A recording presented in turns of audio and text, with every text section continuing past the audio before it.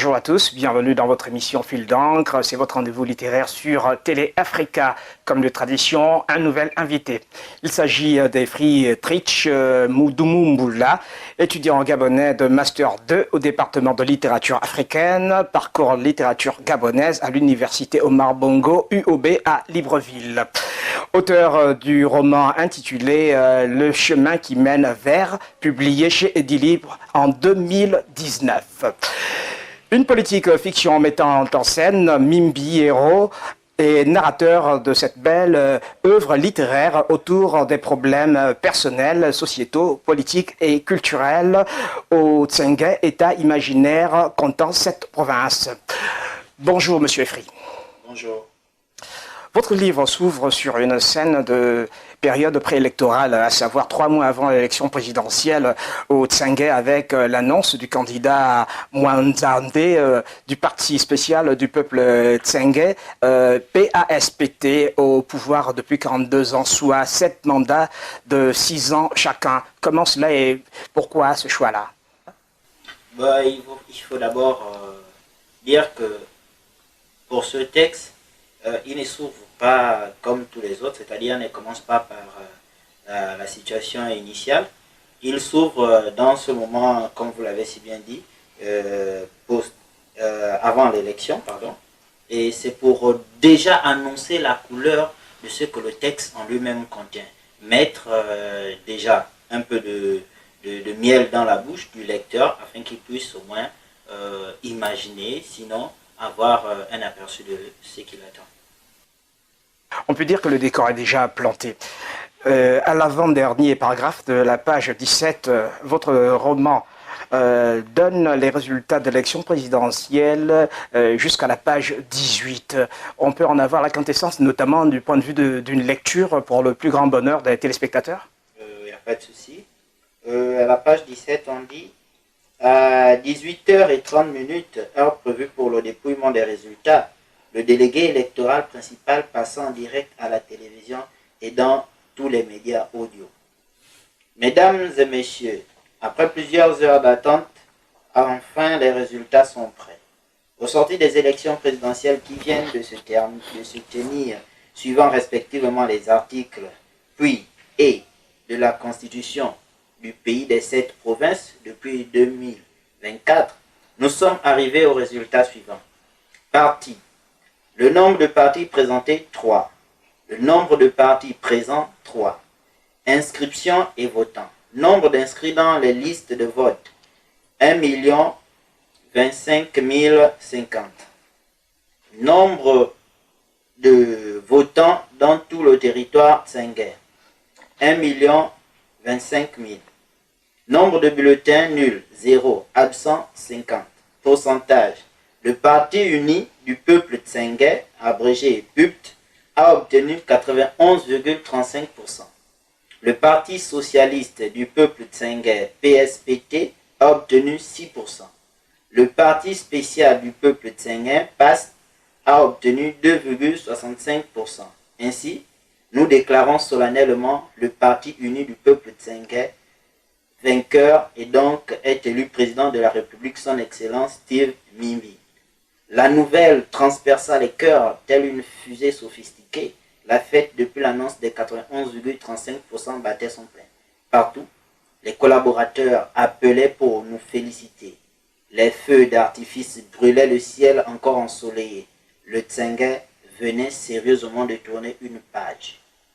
Après mon investiture, il me revenait de nommer mon premier ministre chef du gouvernement. Le choix était difficile, étant donné que plusieurs personnes avaient ce potentiel. Voilà le décor planté sur cet aperçu électoraliste, notamment la fin de cette élection présidentielle. Alors nous allons y aller davantage, vu qu'à la page 27, vous faites un flashback afin de parler des origines de Mimbi, personnage central de ce récit fort attrayant. Pourquoi cela? Il faut savoir que le texte en lui-même, comme je disais tantôt au début, ne commence pas par la situation initiale. Donc pour mieux faire comprendre le lecteur, il faut revenir en arrière pour montrer au lecteur pourquoi ou à quel moment est-on arrivé à ce niveau-là. Donc voici pourquoi à chaque fois nous avons des flashbacks, de retour en arrière pour pouvoir mieux faire comprendre au lecteur où nous allons. En somme, pour pouvoir permettre au lecteur de mieux comprendre la quintessence de tout ce texte-là. Exactement. Les conditions dans lesquelles Mimbi a été conçu par ses parents sont une bonne peinture poétique des corps humains. Le lecteur le découvre dès la page 31 à la page 32. On aimerait que vous puissiez, pour le plaisir de vos futurs lecteurs, nous en lire quelques lignes. Je vous en prie. Un jour où les enfants se créèrent, c'est ce jour-là d'ailleurs que je fus conçu. Dans une cadence rythmée par une musique inconnue et merveilleuse, les deux corps entrèrent en collision. On eût dit que le ciel laissa tomber toutes les merveilles qu'il cracha. Des soupirs étranglés se furent réguliers et de plus en plus virulents. Le grincement de lits dans un battement de mains invisibles accompagné de mouvements. On peut lire le plaisir comme une eau extraite des roches glaciales. Des étreintes des bras et plusieurs membres de leur corps attestèrent mieux de l'union qui vint de se sceller. Des sueurs muettes, mais très bavardes s'échangèrent, molles et parfumées, de différents mets consommés avant cédèrent les corps. La tension fut à 1000 ampères dans un moment de tranquillité. La limite du seuil de rupture de l'équilibre fut largement dépassée, mais la douceur joua un rôle prépondérant de régulateur. Des écrits qui ne sont pas assez crus comparativement à certains auteurs qui trouvent mieux de déshabiller le message. Pour Mimbi, c'est quelque chose d'assez particulier, donc il est question de voir la naissance de Mimbi qui a été des plus difficiles d'une part, puis sa scolarité qui n'a pas été un long fleuve tranquille. On en veut pour preuve le défi qui lui a été lancé par le directeur de l'école Michel-Ange de Mbomo. Parlons-en. En fait, à l'intérieur, Mimbi nous dit que, bien qu'étant un élève brillant, sa scolarité n'a pas été fluide. En quelque sorte, il faisait beaucoup de jaloux. Je crois qu'à l'intérieur, ce n'est pas vraiment explicite, mais Mimbi était également dans la même classe que le fils du directeur. D'où, étant meilleur, voilà, et le fils du directeur, parlant peut-être mal de Mimbi chez son père. Ce sont des extensions du texte.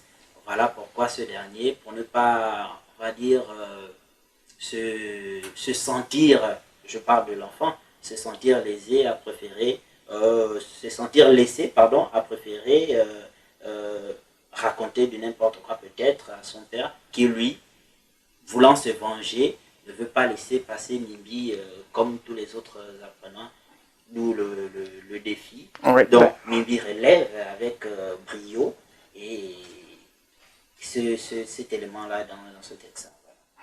On voit très bien que Mimbi fait face à toutes les difficultés de la vie.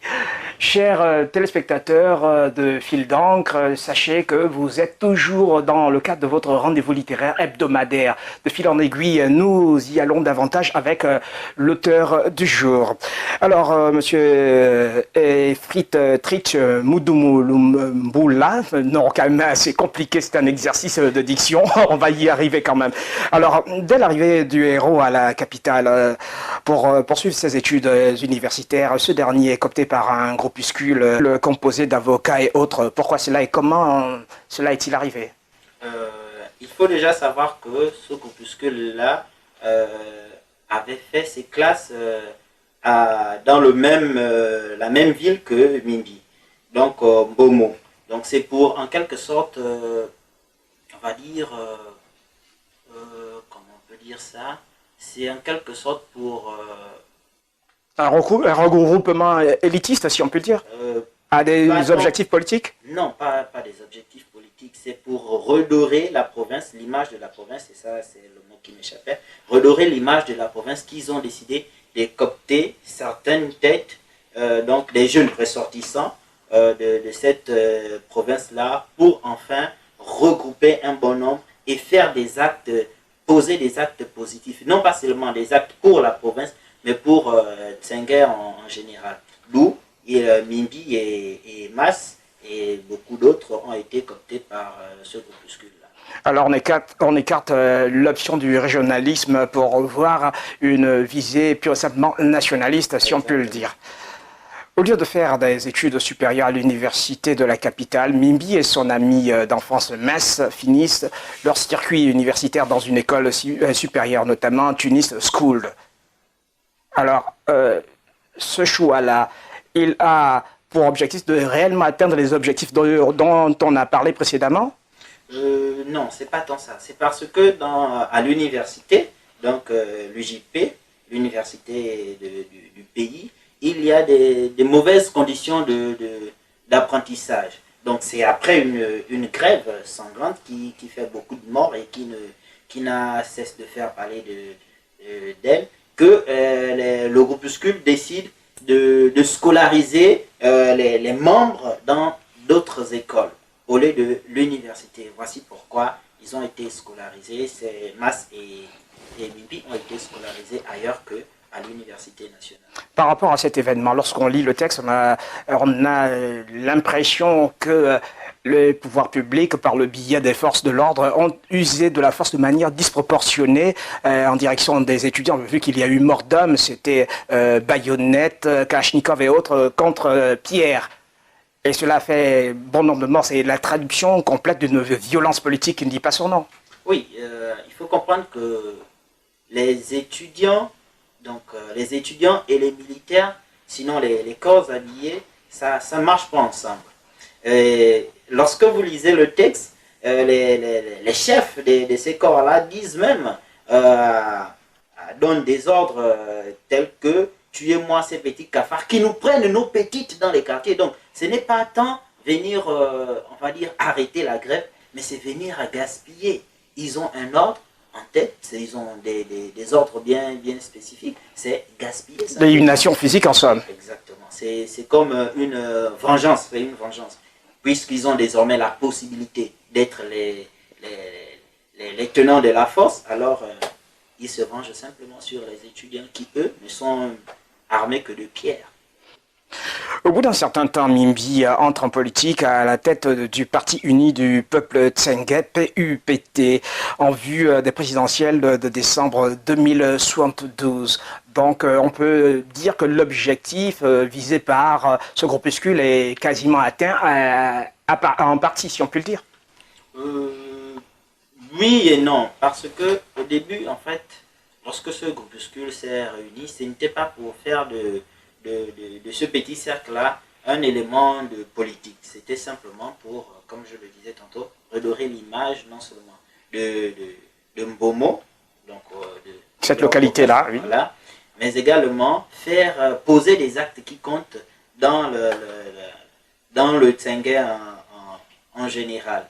Et au fil du temps, ils se sont rendus compte que être simplement une association ne pourrait pas en quelque sorte garantir, sinon les actes ne seront pas vraiment élargis, parce que l'association et le parti politique n'ont pas on va dire, les mêmes objectifs.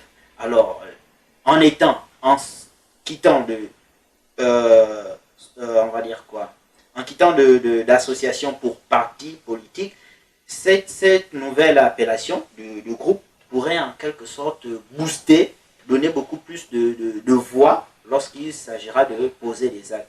Et quand vous lisez le texte, Mimbi n'était même pas informé de la transformation. C'est vraiment la surprise générale de ce dernier. Exactement. Donc, ce fut une réflexion en sourdine. Hein? Oui, et c'est voilà pourquoi bon, il ne pouvait rien dire puisque c'était lui le chef. Et puis, en dehors de ça, l'idée était bonne. Et voilà pourquoi ils ont accepté, pour ne pas dire il a accepté de mener le parti jusqu'en 2072.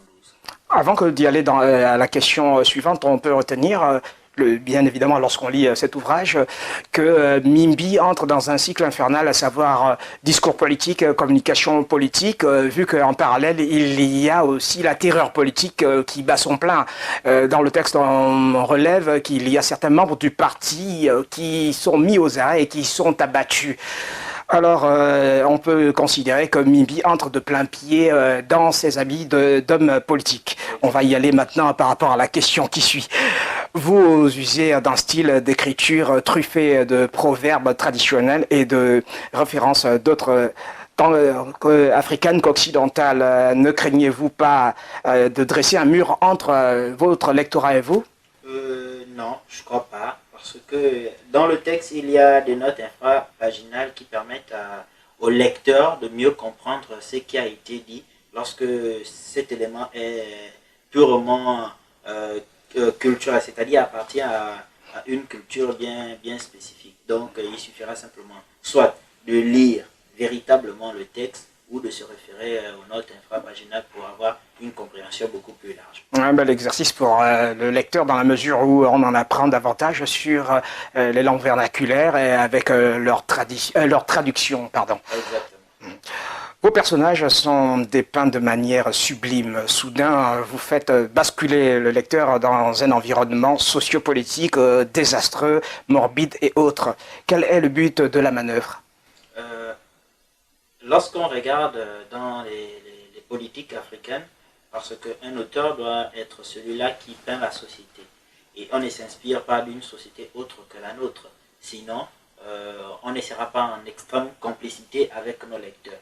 Donc, c'est à partir de l'expérience de la lecture et de la vie que l'on essaye de proposer une piste de sortie, enfin, s'ils nous lisent évidemment, proposer une piste de sortie à ces présidents ou ces gouvernements africains.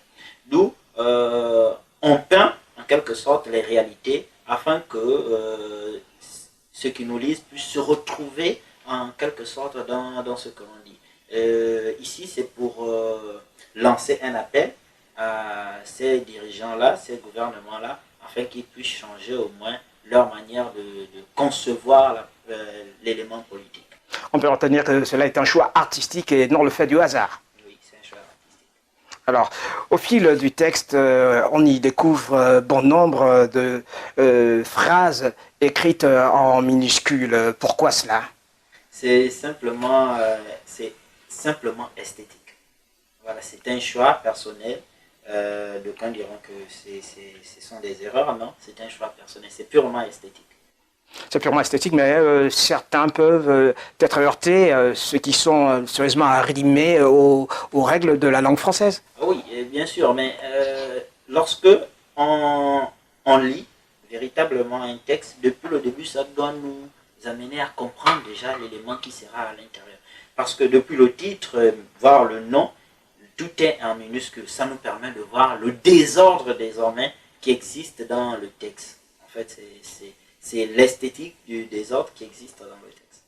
Et pour finir, on prépare là des passages en langue vernaculaire dont on aimerait en avoir un exemple, histoire de puiser la quintessence et la traduction en fait. D'accord, je peux prendre comme ça à la page 91, Miyumba. Ah, mami dimbukwe no kum. Sengeno, enamkombo iso, tanan iso. Ah, dimatsangu, tamakale, nan, wanyonde muhenda.